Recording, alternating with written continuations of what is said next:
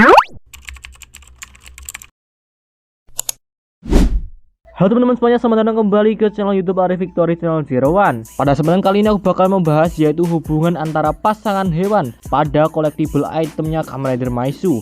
Yang dimana Kamen Rider Maizu ini collectible itemnya adalah telur guys, yang bernama Ride X. Satu telur itu berisikan dua hewan. Dan setiap telur itu tidak hanya menggabungkan dua hewan secara acak. Setiap pasangan memiliki hubungan tertentu, baik berasal dari legenda, mitologi, dongeng, cerita rakyat, hubungan predator dan mangsa, maupun simbolisme budaya. Oke, biar gak kelamaan langsung aja kita bahas. Yang pertama, tikus dan kucing. Tikus dan kucing adalah pasangan hewan yang paling terkenal di dunia. Sejak ribuan tahun, kucing dikenal sebagai pemburu tikus. Karena itulah tikus selalu berusaha bersembunyi dari kejarannya kucing. Di Tiongkok ada legenda tentang asal-usul 12 shio. Dikisahkan, Kaisar Giok mengadakan perlombaan untuk menentukan urutan hewan. Tikus dan kucing awalnya berteman. Tikus berjanji akan membangunkan kucing agar ikut perlombaan, tetapi ia justru berangkat sendirian tanpa membangunkan si kucing. Akibatnya, kucing terlambat dan gagal menjadi salah satu bagian dari shio. Sejak saat itu, kucing selalu mengejar tikus sebagai bentuk balas dendam. Hubungan mereka ini juga menjadi inspirasi dari berbagai karya populer. Salah satunya Tom and Jerry yang menggambarkan kejar-kejaran tanpa akhir antara kucing dan tikus. Makna dari hubungan mereka itu adalah tentang persaingan, kecerdikan, dan balas dendam. Yang kedua, sapi dan katak. Pasangan ini berasal dari fabel Aesop, yaitu The Ox and the Frog. Suatu hari, seekor katak melihat sapi yang bertubuh besar. Karena iri, si katak ingin menjadi sebesar sapi. Si katak terus menggembungkan tubuhnya sambil bertanya kepada anak-anaknya apakah tubuhnya sudah besar seperti sapi atau belum. Meskipun sudah diperingatkan oleh anak-anaknya, si katak terus memaksakan diri hingga pada akhirnya tubuhnya meledak. Cerita ini mengajarkan bahwa seseorang tidak perlu iri kepada orang lain atau memaksakan diri menjadi sesuatu yang bukan dirinya sendiri. Makna dari hubungan ini adalah jangan iri hati dan belajarlah menerima diri sendiri. Yang ketiga, harimau dan orca. Harimau dikenal sebagai penguasa hutan dengan tubuh yang kuat, cakar tajam, dan keberanian tinggi. Harimau menjadi predator terkuat di daratan Asia. Sementara itu, orca atau paus pembunuh adalah penguasa lautan. Orca berburu secara berkelompok dan bahkan mampu mengalahkan hiu putih maupun paus besar. Walaupun hidup di tempat yang berbeda, keduanya sama-sama berada di puncak rantai makanan. Di Jepang juga dikenal dengan makhluk mitologi Shachihoko, yaitu makhluk berkepala harimau dan bertubuh ikan yang dipercaya melindungi bangunan dari kebakaran. Makna dari hubungan mereka adalah penguasa daratan dan penguasa lautan. Yang keempat, kelinci dan kura-kura. Pasangan ini berasal dari dongeng yang terkenal, yaitu kelinci dan kura-kura. Kelinci sangat percaya diri karena dia bisa berlari cepat. Ia sempat meremehkan kura-kura karena dia berjalan lambat. Sampai pada akhirnya ada sebuah perlombaan yang dimana kelinci melawan kura-kura. Di sini si kelinci dengan pedenya dia itu percaya bahwa dia akan menang. Maka dari itu dia memilih untuk tidur sejenak. Sementara itu kura-kura terus berjalan tanpa berhenti. Ketika kelinci bangun, ternyata kura-kura sudah hampir mencapai garis akhir dan akhirnya kura-kura lah yang memenangkan perlombaan. Sejak saat itulah cerita ini menjadi dongeng yang paling terkenal di dunia. Makna dari hubungan mereka ini adalah tentang kerja keras dan ketekunan akan mengalahkan kesombongan. Yang kelima, naga dan kilin. Naga dan kilin merupakan dua makhluk suci yang ada di dalam mitologi Tiongkok. Naga dipercaya menguasai langit, hujan, petir, dan sungai. Karena itu, naga menjadi lambang kekuatan, kekuasaan, dan keberuntungan. Kilin digambarkan memiliki tubuh seperti rusa, sisik naga, ekor sapi, dan kadang memiliki tanduk. Kilin dipercaya hanya muncul ketika dunia dipimpin oleh orang yang bijaksana atau ketika akan lahir seseorang yang luar biasa. Dalam banyak lukisan kuno, naga dan kilin sering digambarkan bersama sebagai simbol dunia yang damai dan seimbang. Makna dari hubungan mereka ini adalah kekuatan yang diimbangi dengan kebijaksanaan. Yang keenam,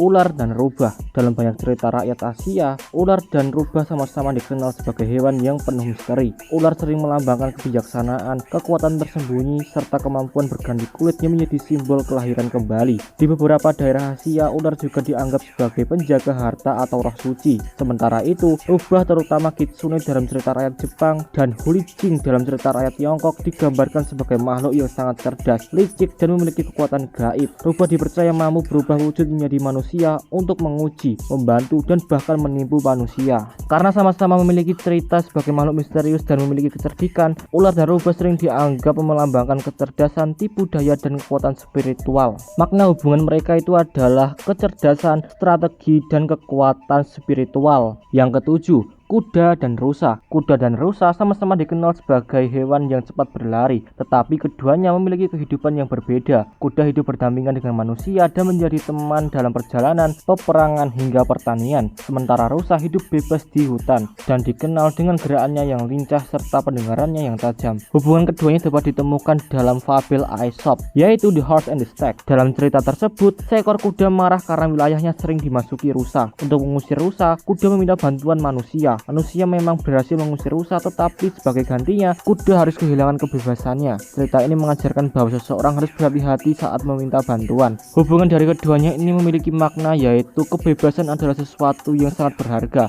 dan jangan sampai hilang karena ambisi sesaat. Yang kedelapan, domba dan serigala. Domba dan serigala merupakan pasangan yang paling sering muncul dalam berbagai dongeng dan cerita rakyat di dunia. Di alam, serigala adalah salah satu predator utama bagi domba. Karena itu, sejak dahulu domba menjadi lambang kelembutan dan kepolosan, sedangkan serigala melambangkan keganasan dan tipu daya. Salah satu cerita yang paling terkenal adalah serigala berburu domba. Dalam cerita tersebut, seekor serigala memakai kulit domba agar bisa menyusup ke dalam kawanan tanpa dicurigai. Namun pada akhirnya, penyamarannya itu malah terbongkar dan ia harus menerima akibat dari perbuatannya. Karena sering muncul dalam berbagai cerita, pasangan ini sering menjadi simbol pertarungan antara kebaikan dan kejahatan. Makna dari hubungan mereka itu adalah tentang jangan mudah percaya pada penampilan dan selalu berhati-hati terhadap tipu daya. Yang kesembilan, monyet dan kepiting. Pasangan ini berasal dari cerita rakyat Jepang yang sangat terkenal, yaitu Sarukani Gasen, yang artinya monyet dan kepiting. Suatu hari seekor kepiting menemukan sebutir nasi, sedangkan monyet memiliki biji kesemek. Monyet membujuk kepiting untuk menukar nasi dengan biji kesemek. Kepiting pun setuju karena mengira biji itu akan tumbuh menjadi pohon. Beberapa tahun kemudian, pohon kesemek itu tumbuh dan berbuah lebat. Saat kepiting ingin memetik buahnya, monyet datang dan mengambil semua buah. Bahkan monyet melempari kepiting dengan buah yang masih keras hingga kepiting terluka. Anak-anak kepiting kemudian meminta bantuan teman-temannya. Bersama-sama mereka menyusun rencana hingga akhirnya monyet menerima hukuman atas perbuatannya. Cerita ini mengajarkan bahwa keserakan, kesombongan, dan kejahatan pada akhirnya akan mendapatkan balasan. Makna dari hubungan mereka ini adalah tentang kejujuran akan menang, sedangkan keserakan akan membawa penyesalan. Yang ke-10,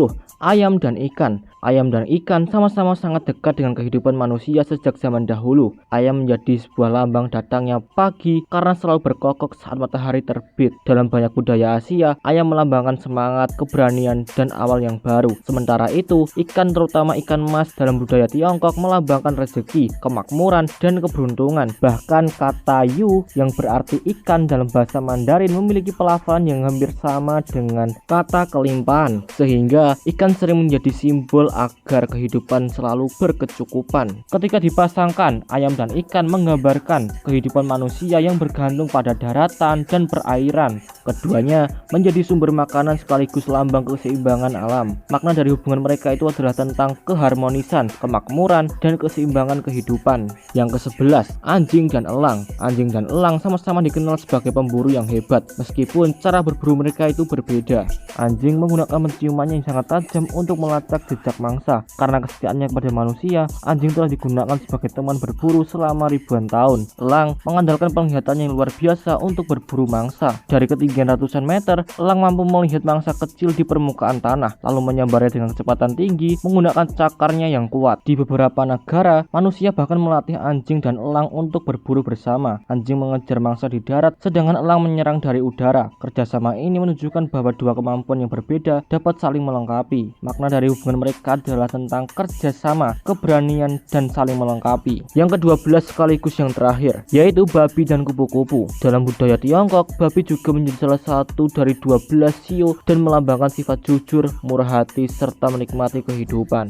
Di sisi lain, kupu-kupu melambangkan perubahan dan harapan. Sebelum menjadi kupu-kupu yang indah, ia harus melewati proses yang sangat panjang sebagai ulat dan kepompong. Karena itu, kupu-kupu sering dijadikan simbol pertumbuhan, kehidupan baru, dan transformasi. Jika kedua hewan itu dipadukan, maknanya menjadi sangat menarik, yaitu kehidupan yang makmur tidak hanya bergantung pada keberuntungan, tetapi juga membutuhkan proses perubahan, kesabaran, dan perkembangan diri. Makna dari hubungan mereka ini adalah perubahan membawa kehidupan yang lebih baik. Oke, segini yang dapat ku sampaikan. Jika ada kesalahan, boleh teman-teman koreksi di kolom komentar. Ingat guys, ini cuma sekedar sebuah teori, jadi nggak resmi guys. Tapi walaupun nggak resmi ya, semoga bisa memberikan suatu gambaran tentang hubungan dari para hewan-hewan ini guys ya. Terima kasih banyak buat teman-teman yang sudah menonton video ini. Jangan lupa di like, share, dan juga subscribe. Sampai jumpa di konten-konten aku yang lainnya. Sekian dariku, bye bye.